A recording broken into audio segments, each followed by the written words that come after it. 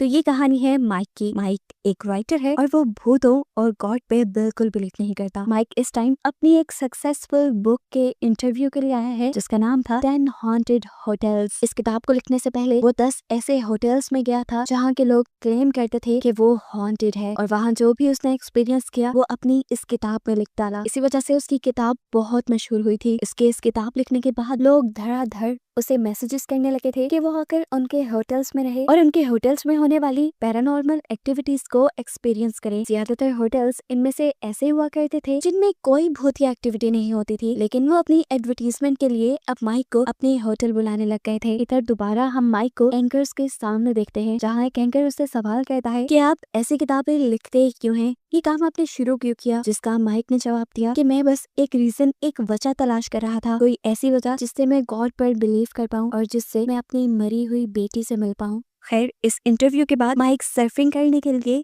सी side पर चला जाता है जहाँ समुद्र की लहरों के बीचों बीच सर्फिंग करते हुए एकदम से उसका ध्यान किसी और सोच में चला गया और पीछे से आने वाली बुरी लहर ने उसके सर्फिंग बोर्ड को ही उल्टा दिया, जो जोर से उसके सर पे टकराने की वजह से वो वहीं बेहोश हो गया। बेहोशी में माइक डूबता जा रहा था और इसके बाद सीन कट होकर दिखाया गया कि समुद्र की लहरों ने माइक को लाकर जमीन पे लापटा है। माइक को यहाँ होश भी आ गया था, लेकिन अभी पूरी तरह वो हर चीज को समझ नहीं पा रहा था। तभी दूर से एक इंसान उसके पास आया जो उसकी मदद करना चाह रहा था, लेकिन तभी माइक ने खांसी की, उसके मुंह से पानी निकला और वो बिल्कुल ठीक हो गया। वो मौत को बहुत करीब से देखकर आया था, लेकिन इसके बावजूद भी उसको ज्यादा सदमा नहीं हुआ था। बड़े ही आराम से वो एक कैफे में जाता है, अपने लेटर बॉक्स में से लेटर्स निकालता है और उन्हें पढ़ने के लिए बैठ जाता है। काफी सारे लेटर्स तो एक तरह की इन्विटेशंस थी जिसमें लोग माइक को अपने होटल्स में बुला रहे थे इन्वेस्टिगेशन करने के लिए, और ये सभी माइक को बकवास लगे सिवाय एक के। ये डॉल्फिन होटल से आया था। इसके अंदर होटल की तस्वीर थी और उसके पीछे लिखा था कि रूम नंबर 1408 में बिल्कुल मत जाना। ये वार्निंग सुनकर उसे थोड़ी सी एक्साइटमेंट होती है और वो इसी लम्हे फैसला कर लेता है कि वो डॉल्फिन होटल जरूर जाएगा, जो था न्यूयॉर्क के अंदर। जाने से पहले उसने कुछ रिसर्च भी की और उसे पता चला कि आज से काफी सालों पहले 1938 के अंदर एक फैक्ट्री ओनर ने डॉल्फिन होटल के रूम 1408 के अंदर सुसाइड कर ली थी, और उसके बाद से वहाँ सुसाइड के सिलसिले चलते रहे। 10 से 12 लोगों ने अजीबोगरीब तरीके से उस रूम में सुसाइड की थी। इस वजह से वहाँ जाना किसी के लिए भी मुमकिन नहीं था। वो जब रिजर्वेशन करवाने के लिए भी कॉल करता है तो रिसेप्शनिस्ट उसे कहती है कि आप रूम नंबर 1408 के अलावा कोई भी रूम ले सकते हैं, लेकिन रूम नंबर 1408 को हम किसी को नहीं देते। ये सुनकर उसे गुस्सा आ गया। क्या बकवास थी। वो खुद उस रूम में रहना चाह रहा था, लेकिन होटल वाले उसे दे नहीं रहे थे। तब वो अपने पब्लिशर को कॉल करता है और उससे कहता है किसी तरह रूम 1408 मैनेज करो, और पब्लिशर अपने लॉयर के जरिए वो रूम माइक के लिए रिजर्व करवा देता है। लेकिन जाने से पहले उसे खुद इस मर्तबा थोड़ी सी नर्वसनेस महसूस हो रही थी, जो पहले उसे कभी नहीं हुआ करती थी। रूम में जाने से पहले उसे इस होटल के मैनेजर अपने रूम में बुलाते हैं। असल में वो किसी भी तरह माइक को रूम 1408 में जाने से मना करना चाहते थे। वो माइक से कहते हैं, मिस्टर माइक, ये $800 की शराब आपको मुफ्त में दी जाएगी अगर आप उस रूम में ना जाएं। उनकी इस बात पे माइक जवाब देता है, आपका ये तोहफा भी मुझे रूम में जाने से रोक नहीं सकता। तब मैनेजर सीरियस हो जाते हैं और माइक से कहते हैं, आप जानते हैं ना वहाँ कितनी मौतें हुई हैं। माइक झट से बोला 12। तब मैनेजर ने नाम में सर हिलाते हुए कहा, नहीं 12 नहीं बल्कि 56 मौतें हुई हैं वहाँ पर, जिसमें से सिर्फ 12 को ही पब्लिक किया गया और हर मौत पहले से ज्यादा भयानक थी। बेहतर यही होगा कि तुम उस रूम में ना जाओ, मैं अब एक और मौत यहाँ पर नहीं देख सकता। माइक जवाब में कहता है, अच्छी कोशिश थी मुझे डराने की, लेकिन मैं डरूंगा नहीं। ये सुनकर मैनेजर हंसा और उसने माइक के सामने एक फाइल रखी जिसमें सभी मरने वाले लोगों की डिटेल्स थी। पहले जिस आदमी ने वहाँ सुसाइड की थी उसने तो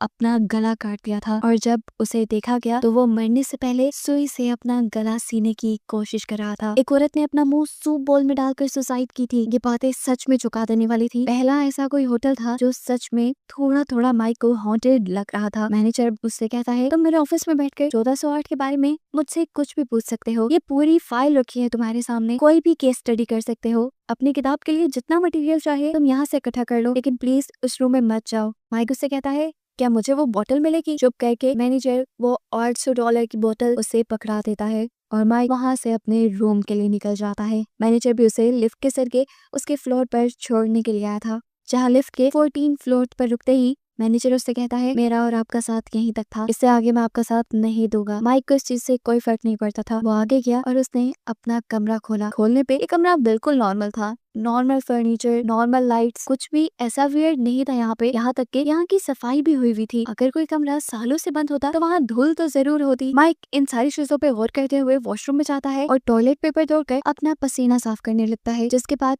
वो वापस रूम में चला गया। रूम का थर्मोस्टेट सही से काम नहीं कर रहा था, जिसकी वजह से रूम में गर्मी बहुत ज्यादा बढ़ती जा रही थी। इस चीज पे गौर ना करते हुए वो सबसे पहले अपना टेप रिकॉर्डर निकालता है और अपना यहाँ का एक्सपीरियंस रिकॉर्ड करने लग जाता है। सब चीजें नॉर्मल थी, नॉर्मल सा फर्नीचर, कुछ 2-4 पेंटिंग्स, कुछ एबनॉर्मल बस ये था कि कारपेट पे दाग धब्बों के निशान थे और एक अलमारी थी जो काफी पुरानी थी। ये सब रिकॉर्ड करने के बाद वो खिड़की के पास गया, खिड़की खोली और बाहर का नजारा चेक किया। बाहर बस कुछ बिल्डिंग्स थी और ट्रैफिक का भयानक शोर था। अभी वो यही सब रिकॉर्ड कर रहा था कि एकदम से उसे गाने की आवाज सुनाई दी, जिससे वो हड़बड़ा गया। पीछे मुड़कर देखा तो वो गाना साइड टेबल पे रखे रेडियो में बज रहा था और अब बेड के ऊपर एक बुक के साथ साथ 2 चॉकलेट भी थी। वो तकिया जिसे माइक टेढ़ा करके बैठा था, वो तकिया बिल्कुल ठीक अपनी जगह पर था, ऐसे जैसे दोबारा उसे किसी ने ठीक किया हो, और उस पर 2 चॉकलेट्स रखी थी जो पहले नहीं थी। इन सब चीजों को लेकर माइक थोड़ा कंफ्यूज हुआ और फिर उसे लगा कि शायद ये सब कुछ मैनेजर का किया धरा है, उसी का कोई चाल है, कोई प्लान है। और यही समझते हुए वो बिना ज्यादा सोचे समझे वो चॉकलेट्स उठाकर खा लेता है और रेडियो को बंद कर देता है। अब उसे ये बात तो कंफर्म हो गई थी कि जरूर मैनेजर का कोई आदमी इस कमरे में छुपा हुआ है, कोई सीक्रेट कैबिन, कोई सीक्रेट जगह इस कमरे में है। वो उसी चीज को ढूंढने लग जाता है और ढूंढते हुए वो वॉशरूम में जाता है, जहाँ उसने देखा कि वो टॉयलेट पेपर जिसे उसने यूज करके अपना पसीना साफ किया था वो बिल्कुल ठीक तरीके से लगा हुआ था और 1 सेकंड में कोई कमरे में आकर ये सारी चीजें ठीक करके कैसे बाहर जा सकता था। इन चीजों ने उसे सच में थोड़ा सा डरा दिया, लेकिन कमरे की अलमारी में, बाथरूम में, बेड के नीचे कोई भी नहीं था। अचानक माइक की नजर छत पर गई, जहाँ पे वेंटिलेशन कंपार्टमेंट था। उसे ऊपर किसी के होने का एहसास हुआ और अब तो उसे ये बात कंफर्म हो गई कि जरूर मैनेजर का ही कोई आदमी वहाँ पर छुपा हुआ है और माइक को तंग कर रहा है। माइक उसे आवाज लगा के कहता है, अरे थोड़ी और कोशिश करो, इससे काम नहीं बना। कमरे का थर्मोस्टेट खराब होने की वजह से टेम्परेचर काफी बढ़ चुका था। वो अब रिसेप्शन पे कॉल करता है, जहाँ कॉल रिसीव करते ही रिसेप्शनिस्ट उससे पूछती है, क्या अब यहाँ से आप जाना चाहेंगे? माइक चिढ़ जाता है और उससे कहता है, अरे नहीं, मेरे कमरे का थर्मोस्टेट काम नहीं कर रहा, फौरन से पहले यहाँ पर किसी इंजीनियर को भेजा जाए। ये कहकर वो फोन काट देता है और अब उसके दिमाग में चल रहा था कि पता नहीं कितने लोगों की यहाँ मौत हुई है। ये सोचते ही वो कमरे की सारी लाइट्स ऑफ करता है और यूवी लाइट से कमरा देखने लगता है, जहाँ उसे खून के धब्बे और अजीबोगरीब निशान दिखाई दे रहे थे। 1-2 मरतबा तो उसे इंसानों की परछाई भी दिखाई दी। इन चीजों को देखकर माइक का सच में पसीना छूट गया था। वो सोफे पे बैठकर ये सारी चीजें अपने रिकॉर्डर में रिकॉर्ड करने लगता है और तभी उसके दरवाजे पे नॉक हो जाता है, जिससे वो ऐसे घबरा गया जैसे कोई भूत उसके कमरे में आ गया हो। करीब जाकर उसने दरवाजा खोला तो ये इंजीनियर था, जो माइक से कहता है, आई एम सॉरी सर, मैं आपके कमरे में नहीं आ सकता, लेकिन हाँ मैं आपकी हेल्प जरूर कर सकता हूँ आपके रूम का थर्मोस्टेट ठीक करने में। माइक को भी पता था कि वो डरा हुआ है, इसलिए उसके बताए तरीकों से वो खुद ही थर्मोस्टेट ठीक कर लेता है, जिसके बाद इस कमरे का टेम्परेचर काफी अच्छा हो गया। खैर अब वो सुकून से आकर अपने बेड पे बैठता है और अपनी महंगी शराब को एंजॉय करने लगता है कि तभी एकदम से उसके साथ पड़ा हुआ रेडियो ऑन हो गया और इस मर्तबा वो इतनी बुरी तरह से हड़बड़ा था कि उसके हाथ से एक गिलास भी छूट गया। रेडियो पे उसे गुस्सा आया और उसने रेडियो बंद कर दिया, लेकिन अगले ही सेकंड वो रेडियो खुद ब खुद चल गया और उस पे 1 घंटे का टाइमर स्टार्ट हो गया। रेडियो पे उसे गुस्सा आने लगा था, उसे जाकर पीछे से रेडियो का स्विच ही उतार दिया, लेकिन इस सब के बावजूद भी रेडियो के ऊपर टाइम चलता रहा और उसे मैनेजर की वो बात याद आई कि इस कमरे में 1 घंटे से ज्यादा कोई भी स्टे नहीं कर पाया और शायद ये वही टाइमर ऑन हुआ था। इसी सब सोचों के दौरान माइक को कुछ भी सुनाई देना बंद हो गया। वो हैरान खिड़की खोलकर बाहर शोर की आवाज़ें सुनने की कोशिश करता है, लेकिन सच में उसे कुछ सुनाई नहीं दे रहा था और अब उसे सच में कुछ गलत महसूस हुआ। जैसे ही वो विंडो से बाहर निकलने लगा तो एकदम से विंडो बंद हो गई, उसका हाथ विंडो के अंदर ही क्रैश हो गया। विंडो को बहुत मुश्किलों से खोलने के बाद उसने फाइनली अपना हाथ तो बाहर निकाल लिया, लेकिन अब वो पूरी तरह जख्मी था। वॉशरूम में जाकर वो ठंडा पानी चलाकर अपने जख्म को धोने की कोशिश करता है, लेकिन तभी नल में शदीद गर्म पानी आने की वजह से उसका हाथ झुलस जाता है और वो दर्द में तड़पने लगता है। डर कर वो वापस कमरे में आया तो उसने देखा कि पास पड़ा फोन बज रहा था। उसने फोन उठाया जहाँ रिसेप्शनिस्ट उसे कहती है, आई एम सॉरी सर, आपको ऑर्डर किया हुआ सैंडविच थोड़ा लेट है। ये सुनकर माइक हैरान हो जाता है और उसे कहता है, मैंने कोई सैंडविच ऑर्डर नहीं किया। सुनो, मैं हार गया हूँ, मुझे फौरन इस कमरे से बाहर निकालो और एक टैक्सी बुक करो, मैं जख्मी हूँ, मुझे हॉस्पिटल जाना है।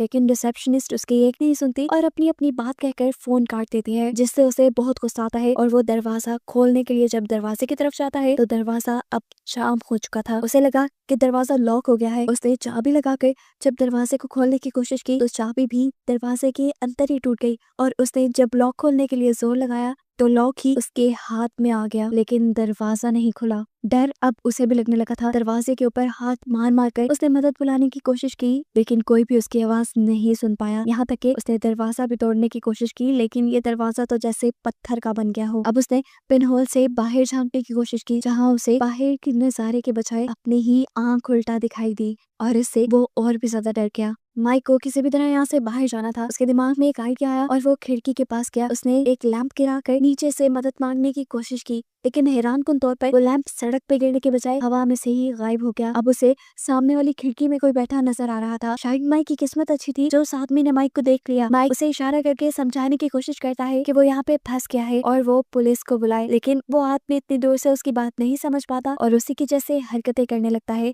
तब माइक पास रखे लैंप को उठाकर अपने मुंह पे रोशनी डालता है और सामने वाला आदमी भी यही काम करता है, जहाँ उसे देखने को मिला कि सामने जो आदमी था वो कोई नहीं बल्कि उसका रिफ्लेक्शन, उसका डुप्लीकेट ही था। और अभी पूरी तरह वो ये बात समझ पाता कि उसे सामने वाले खड़े माइक के पीछे एक अजीब सा आदमी छुरी लिए खड़ा दिखाई दिया। डरकर उसने जब पीछे मुड़कर देखा तो उसके पीछे भी वही आदमी खड़ा था, जो अब बिना सोचे समझे उसके ऊपर वार करने लगता है। माइक उससे बचने की भरपूर कोशिश कर रहा था और आखिर को माइक ने उसे उठाकर दूर धक्का मार दिया और जब उसने मुड़कर पीछे देखा तो वो आदमी गायब हो चुका था। अगर वो आदमी यहाँ था तो एक ही सेकंड में वो गायब कहाँ हो गया। उसने पूरा रूम चेक कर लिया था, वो आदमी यहाँ नहीं था। तब उसे याद आया कि यहाँ आने से पहले उसे मैनेजर ने शराब दी थी और उसने बेड पे पड़ी हुई चॉकलेट्स भी खा ली थी। जरूर उनमें से किसी चीज के अंदर ऐसी ड्रग होगी जिससे उसे ऐसे हेलुसिनेशंस हो रहे हैं और डर लग रहा है। ये बात सोचकर वो रिलैक्स होकर सोफे पे बैठ जाता है, लेकिन तभी उसे अपनी बेटी की आवाज आती है जो उसे कहती है, डैडी मैं आपको सुन सकती हूँ। ये उसकी मरी हुई बेटी की आवाज थी, जिसे सुनकर वो भी हैरान परेशान हो गया। चारों तरफ से अब ये आवाज तेज होने लगी और माइक को डर लगने लगा। वो भागकर लिविंग रूम में आया तो वहाँ पर भी कोई नहीं था। अब उसने खिड़की की तरफ देखा, जहाँ उसे दिखाई दिया कि दो इंसान खिड़की से गिरकर सुसाइड कर रहे हैं और ये देखकर वो बुरी तरह डर गया। वो खुद में ही सिमटने लगा जब उसे लिविंग रूम से किसी के गिरने की, किसी के तड़पने की आवाज आई। उसने लिविंग रूम में जाकर देखा तो दीवार टूटी हुई थी और दरारों में से खून निकल रहा था। ये सब देखने के बाद तो डर के साथ साथ माइक कंफ्यूज भी हो गया था। क्या सच था क्या ख्वाब था, उसे कुछ समझ नहीं आ रही थी। कभी कभार उसे लगता था कि ये बुरा ख्वाब है, लेकिन इतनी सारी अजीब सी चीजों के बावजूद भी ये ख्वाब खुल क्यों नहीं रहा था। साफ मतलब था कि ये सब जो हो रहा था वो हकीकत थी। वो अब रूम में लगा होटल का मैप देखता है और उससे अंदाजा लगाता है कि उसके रूम में और उसके साथ वाले रूम की विंडो में सिर्फ 18 फीट की दूरी है और यहाँ से निकलने के लिए उसके पास ये आखिरी रास्ता है कि वो अपने रूम की विंडो से निकलकर बन्नी से चलते हुए दूसरे रूम की विंडो तक जाए और वहाँ जाकर मदद मांगे। उसने ऐसा किया भी, लेकिन अजीब बात ये हुई कि जैसे ही वो विंडो पार करने के लिए बन्नी पे उतरा तो वहाँ से पूरे होटल की विंडोज गायब हो गई और ये देखकर वो डर गया। नाचार वो अपने रूम की विंडो की तरफ वापस लौटने लगा, जहाँ से एक औरत ने उसके ऊपर हमला कर दिया। वो नीचे गिर ही जाता, लेकिन उसने बन्नी से लटक कर अपनी जान बचाई और किसी तरह बंद होती खिड़की से वो कमरे के अंदर आने में वापस कामयाब हो ही गया। ऐसा लग रहा था कि जैसे वो एक ट्रैप में फंस गया हो। उसने दोबारा जाकर दरवाजे पे जब होटल का मैप देखा तो वो परेशान हो गया, क्योंकि पूरा होटल का मैप गायब था और पूरे होटल की जगह सिर्फ रूम 1408 ही नजर आ रहा था। ये देखने के बाद जब माइक ने कमरे के चारों तरफ देखा तो वहाँ की सारी विंडोज, सारे दरवाजों के आगे एक दीवार बन चुकी थी, यानी बाहर जाने का अब कोई रास्ता नहीं रहा था। यहाँ से निकलने का कोई रास्ता नहीं था, यानी वो फंस गया था। मदद के लिए भी किसी को बुलाता तो कैसे, यहाँ के फोन्स भी काम नहीं कर रहे थे। तभी उसे अपने बैग में अपने सेल फोन का ख्याल आया। उसने जब मोबाइल निकाला तो उसमें भी सिग्नल नहीं थे। ये देखते हुए उसने फौरन अपना लैपटॉप निकाला और अपनी वाइफ को कांटेक्ट करने लगा। शुक्र करें कि इंटरनेट चल रहा था और उसकी वाइफ ने कॉल रिसीव भी कर ली, जो उससे नाराज थी क्योंकि काफी अरसे से माइक घर नहीं लौटा था। माइक उससे कहता है कि सारी बातें बाद में हो जाएगी, पहले मेरी बात सुनो, मैं डॉल्फिन होटल के रूम 1408 के अंदर फंसा हुआ हूँ। ये सुनकर उसकी वाइफ कहती है, तुम न्यूयॉर्क में हो और फिर भी घर नहीं आए, होटल में ठहरे हुए हो। इससे पहले कि वो अपनी बात पूरी कर पाता, ऊपर फायर अलार्म बजने लगा और आग बुझाने के लिए वहाँ पर फायर स्प्रिंकलर्स ऑन हो गए, जिसकी वजह से लैपटॉप पे पानी गिरा और लैपटॉप बंद हो गया। उससे में उसने एक हथौड़ी फायर स्प्रिंकलर पर गिराते हुए उसे तोड़ डाला और तब दोबारा उसे छत पे लगी वेंटिलेशन दिखाई थी और उसने इसी वेंटिलेशन डक्ट के जरिए यहाँ से निकलने का फैसला किया। वो स्क्रू लेकर इसे खोलता है और ऊपर चला जाता है। थोड़ा ही फासला तय करने पर उसे दूसरा कमरा नजर आ गया, जहाँ नीचे एक औरत अपनी बेटी को फीड करवा रही थी। वो इस औरत को आवाज देकर मदद के लिए बुलाता है और औरत जैसे ही ऊपर देखती है तो उसे देखकर माइक डर जाता है, क्योंकि ये उसी की वाइफ थी और वो बच्ची जो उसकी वाइफ के हाथ में थी वो उसकी बेटी थी। डरकर वो अगले रूम की तरफ बढ़ा, जहाँ नीचे उसे अपने डैड दिखाई दे रहे थे। ये सब देखने के बाद माइक को अपना पास्ट याद आने लगा, अपनी पुरानी गलतियां याद आने लगी। उसकी एक हैप्पी फैमिली थी, लेकिन फिर एक दिन उसे पता चला कि उसकी बेटी को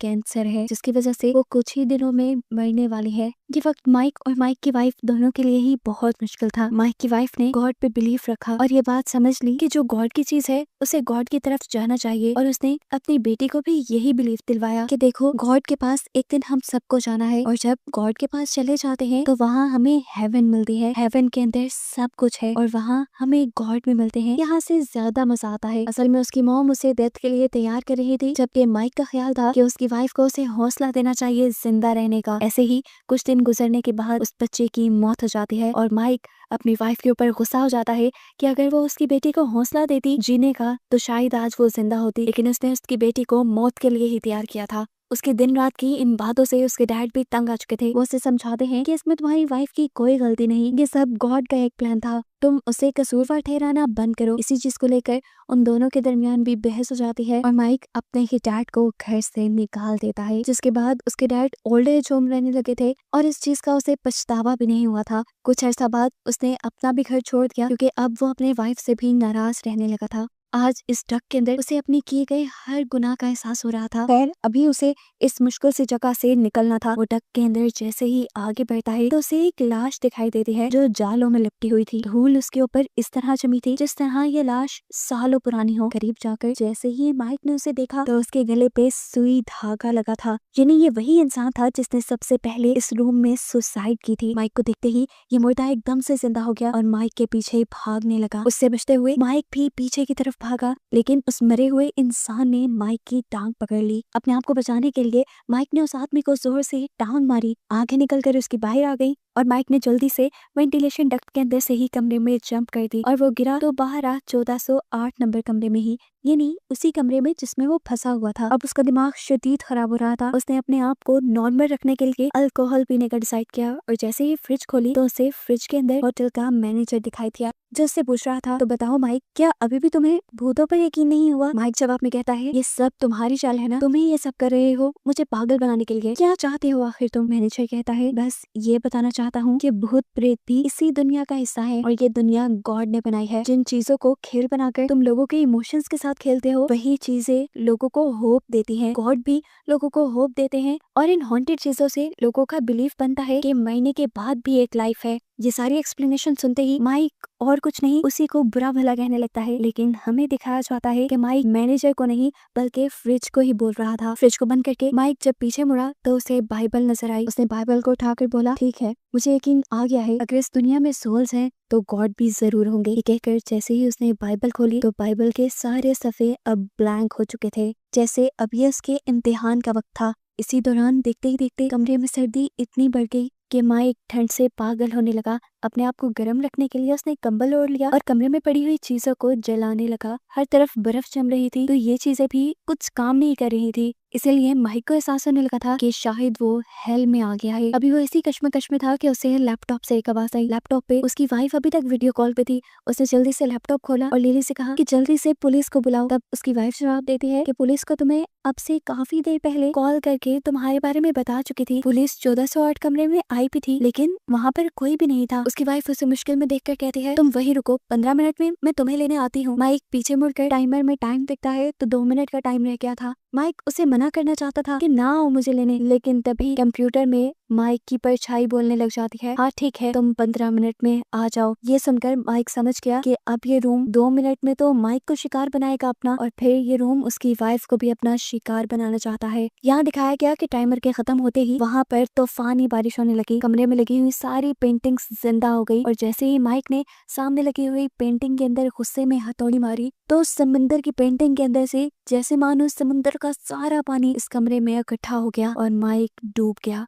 इसके बाद जब उसकी आंख खुली तो वो समुद्र के साहिल पे था, और ये वही सीन है जब सी साइड पर पहले माइक बेहोश हुआ था। इस टाइम जो आदमी माइक को देखकर उसकी मदद करने को आया था, जो माइक को हॉस्पिटल ले गया, और वहाँ पर माइक की वाइफ भी उससे मिलने के लिए आई। माइक उसे उठकर घबराते हुए सारी स्टोरी बताता है। डॉल्फिन होटल के रूम 1408 में जो कुछ उसके साथ हुआ था वो उससे कहता है तुम वहाँ कहीं मत जाना, तुम वहाँ गई तो नहीं थी। माइक की वाइफ उससे कहती है नहीं मैं भी उधर नहीं गई, ना ही तुमने मुझे कोई वीडियो कॉल की थी और ना ही मैंने पुलिस को इन्फॉर्म करके तुम्हारे पास भेजा था। तुम्हारे दिमाग पे चोट लगी है, शायद इसी की वजह से तुम्हें ऐसे हेलुसिनेशंस हो रहे हो। सच में जितना सब कुछ उसके साथ हो गया था अब तो उसे भी लगने लगा था कि जब वो बेहोश था तब ऐसी बुरी चीजें उसे दिखी हो, लेकिन जो भी था वो गॉड और सोल्स पे बिलीव करने लगा था। एक अजीब बात बस जो उसे हमेशा तंग करती थी कि जो कुछ उसने ख्वाब में देखा था वो उसे भूल नहीं रहा था, ऐसे जैसे उसके साथ ये सब कुछ सच में हुआ हो। वो अपनी इस सारी चीज के ऊपर एक किताब लिख डालता है, और जैसे ही पब्लिशर को देने के लिए पोस्ट ऑफिस जाता है तो देखता है कि पोस्ट ऑफिस में तो डॉल्फिन होटल के ओनर का बेटा खड़ा था।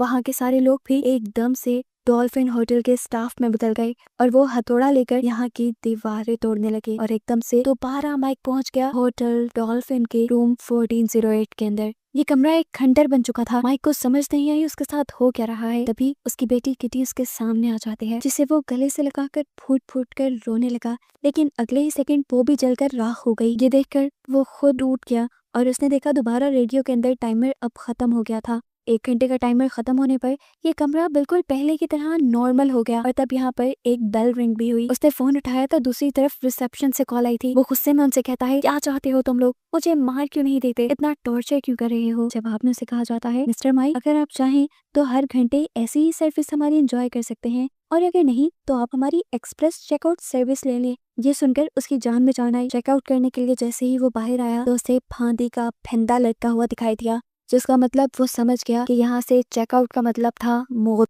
और तभी यहाँ खड़े हुए उसे सारी बात समझ आ गई। यहाँ पर आने वाला हर इंसान क्यों मर जाता था, अपनी जान क्यों ले लेता था, क्योंकि ये कमरा ही एक शैतान था जो लोगों को उनके किए गए गुनाहों की याद दिलवाकर उन्हें मार डालता था। अभी वो ये सब सोच ही रहा था कि उसे सामने शीशे में अपनी फंदे से लटकी हुई लाश नजर आई। ये देखकर वो वापस फोन के पास गया और उसने रिसीवर उठाकर कहा मैं चेकआउट तो करूंगा लेकिन अपने तरीके से। ये कहकर उसने शराब की बोतल का एक बॉम्ब बनाया और खुद सिगरेट के कश लगाने के लिए बैठ गया। बॉम्ब को जलाते हुए उसने कमरे की साइड पर गिरा दिया और खुद वो बड़े ही आराम से सिगरेट पीता रहा, क्योंकि अब उसके दिल में सोच आ गई थी कि वो मरेगा तो जरूर, लेकिन इस मर्तबा वो अपनी मौत को जाया नहीं जाने देगा। इस मौत के साथ वो इस कमरे को भी खत्म कर देगा ताकि आगे किसी की मौत ना हो। यहाँ दिखाया जाता है कि रूम 1408 में आग लगने की वजह से पूरे होटल के अंदर हड़बड़ी मच गई थी। यहाँ पर माइक की वाइफ भी आती है जो पुलिस वालों को कहती है ऊपर रूम 1408 में माइक फंसा हुआ है, उसे बचाओ। लेकिन पुलिस उसे बताती है वो कमरा बिल्कुल जल चुका है और अब बहुत देर हो चुकी है। यहाँ हमें देखने को मिलता है कि उस रूम के जलते ही रूम के बाहर से रूम नंबर 1408 की इंक किसी खून की तरह बहकर मिट जाती है, जिसका मतलब था कि अब लोगों के लिए ये शराबित कमरा खत्म हो गया।